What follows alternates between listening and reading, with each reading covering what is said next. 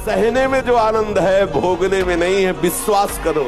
ये भोगी सब देखो मच्छर नहीं उड़ाए उड़ते, सच्ची मानना। छोटी छोटी बातें, छोटे छोटे विकार, कल्पनात्मक भय, ये सब मच्छर है।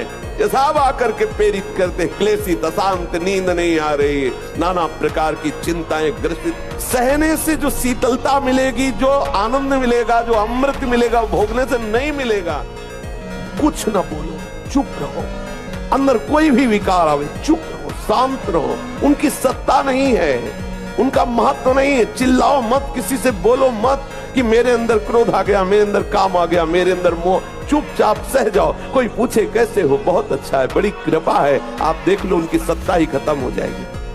आपने महत्व दे रखा है प्यारे, बहुत बड़ा दांव लग गया है, बाजी जीत लो, हारना मत।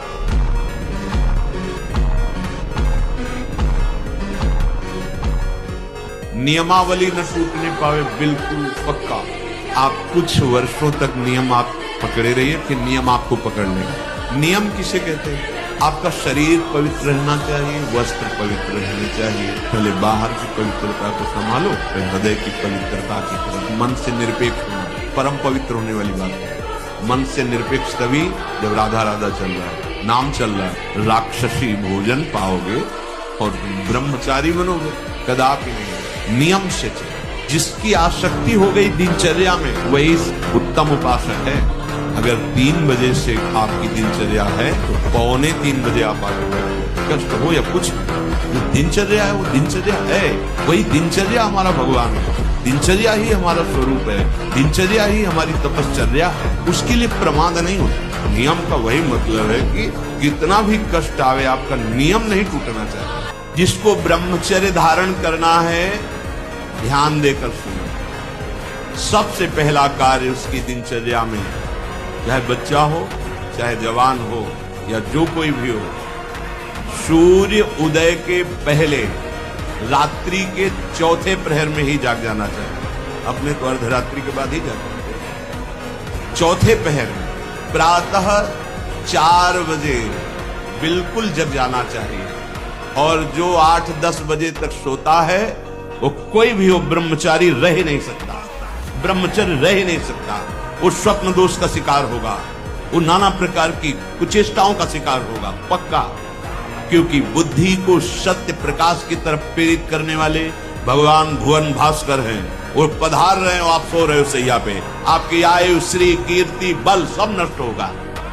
देखो ना जो 10-10 बजे तक सोते हैं, देखो ना, उनसे बात करके देखो, एकदम ऐसा लगता है बुझा हुआ जीवन। कोई भागवतिक तेज उत्साह न वाणी में, न नेत्रों में, न तन में। क्या जीवन, मृत जीवन। इसलिए कहते डरना नहीं, अन्य आश्रय लेना नहीं, और राधा राधा भूलना नहीं। विजय श्री चरण चूम लेगी।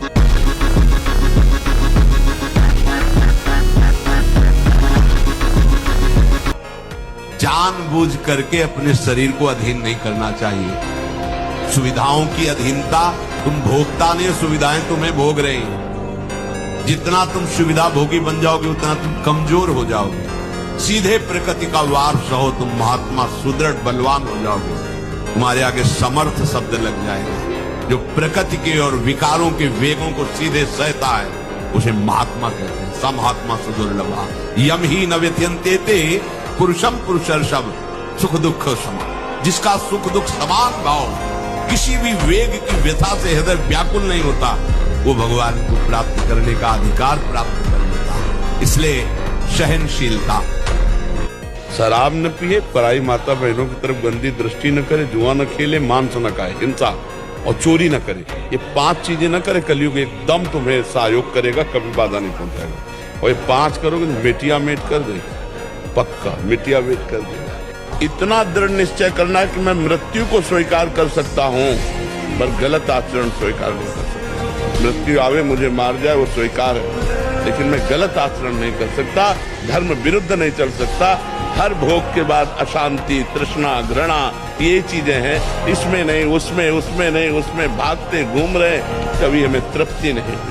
तृप्ति तब होगी जब भगवान के चरणों का चिंतन करेंगे, सत्य से चलेंगे, परोपकार करेंगे, परहित करेंगे, तो हमारा हृदय आनंदित हो जाए।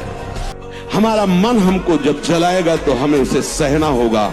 हमें उसको शांत करने के लिए कोई विषय सेवन, विषय क्रिया, विषय संग नहीं करना है। बस आप निहाल हो जाओगे। ये तीन बातें एक तरफ और एक बात एक तरफ, हर समय नाम चलाते रहो।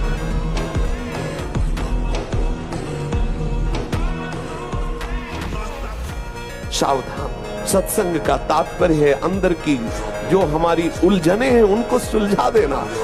कुछ न बोलो, चुप रहो। अंदर कोई भी विकार आवे, चुप रहो, शांत रहो। उनकी सत्ता नहीं है, उनका महत्व नहीं है। चिल्लाओ मत, किसी से बोलो मत कि मेरे अंदर क्रोध आ गया, मेरे अंदर काम आ गया, मेरे अंदर वो। चुपचाप सह जाओ। कोई पूछे कैसे हो, बहुत अच्छा है, बड़ी कृपा है, आप देख लो, उनकी सत्ता ही खत्म हो जाएगी। आपने महत्व दे रखा है प्यारे, बहुत बड़ा दांव लग गया है, बाजी जीत लो, हारना मत। एक निमिष के लिए भी ध्यान न छूटे, नाम न छूटे, फिर देखो कौन विकार तुम्हें परास्त करता है। जब आप स्वीकार करते हैं तब काम है, जब आप नाम भूल जाते तब काम है, जब आप ध्यान भूल जाते तब काम है। नहीं तो राधा वल्लभ लाल को हृदय ध्यान मुख नाम कहाँ काम है, कहाँ काम है।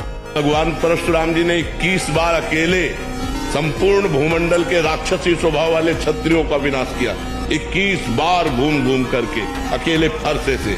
क्यों? बाल ब्रह्मचारी। जहां देखो वहां ब्रह्मचर्य की महिमा प्रकाशित होती, तो ब्रह्मचर्य तो रहना नहीं चाहता कोई। और ये सब दवाइयां ववाइयां खा के थोड़ी बल बनता है। दवाइयां खा के बल नहीं बनता, बल बनता है संयम से, नियम से। अगर संयम नियम में रहो, नमक रोटी भी खाओ, तो आप अच्छे बलवान हो जाओगे, आपका शरीर आकर्षणकारी हो जाएगा। जोर की बात कर रहे हैं, पकड़ना महापुरुष है। कभी किसी माता बहन की तरफ पाप दृष्टि न करे, सत्य वचन बोले और भगवान के अधीन रहे, निश्चित भगवान की प्राप्ति हो जाएगी। 3 बातों में ठेका ले लिया तुलसीदास ने। तेरी दोस्ती क्या, हमारे दोस्त श्री कृष्ण, तो जिसके दोस्त श्री कृष्ण है उसका भी विपरास्त नहीं होता।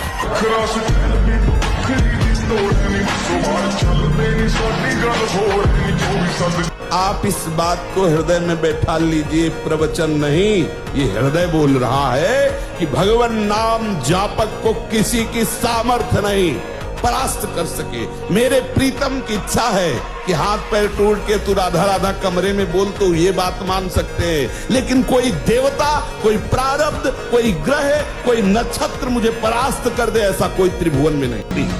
ये केवल अनुग्रह वायु, केवल अनुग्रह वायु। चीख के कह रहा हूं, पकड़ लो, पकड़ लो। नहीं बाद में केवल हाथ मलते रह जाओगे। केवल कृपा ही है, कृपा। ये शरीर नहीं बोल रहा है, पकड़ लो। ये केवल कृपा है जो तुम्हें भगवत प्राप्ति कराने के लिए। रोज हम एक संकेत दे रहे हैं, अगर पकड़ पा रहे हो। कल कहा था सबकी वर्दी तैयार है, केवल आपको अपने तन का ये जो कपड़ा है इससे प्यार हटा दो जितनी जल्दी।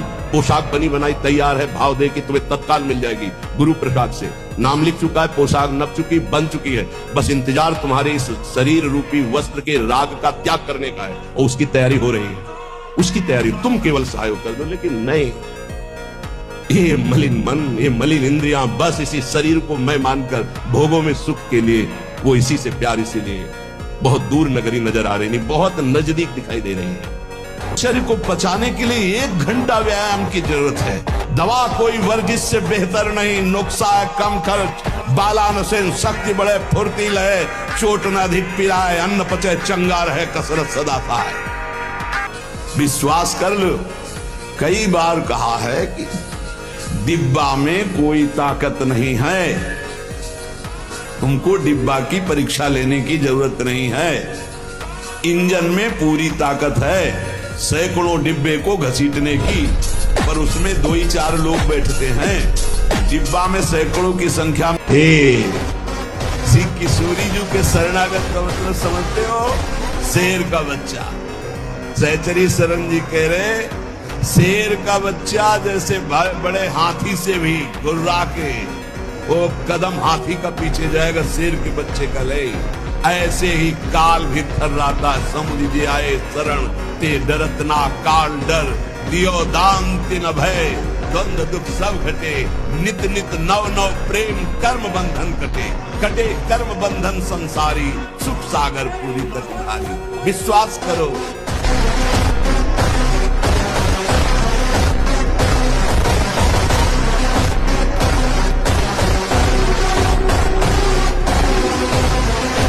इमेजिन करो तुम्हारी माँ अचानक गिर पड़ती है, सांसें धीमी हो चुकी है, तुम उन्हें अस्पताल लेकर जाते हो, एडमिट करते हो। कुछ देर बाद डॉक्टर बाहर आता है और बोलता है कि 1 घंटे में अगर 5 लाख रुपए जमा नहीं किए तो हम आपकी माँ को नहीं बचा पाएंगे। तुम घबराते हो, रिश्तेदारों को फोन करते हो, तुम हर उस इंसान के पास जाते हो जिससे तुम्हें उम्मीद थी, पर सब मना कर देते हैं। कोई बोलता है अभी नहीं हो पाएगा, कोई कहता है सोच कर बताता हो, तुम इधर से उधर भाग रहे हो तो पागलों की तरह रोते हुए, चिल्लाते हुए, और तभी तुम्हें एहसास होता है कि पैसा कितना जरूरी है। अगर आज मेरे पास पैसा होता तो मेरी माँ बच सकती थी।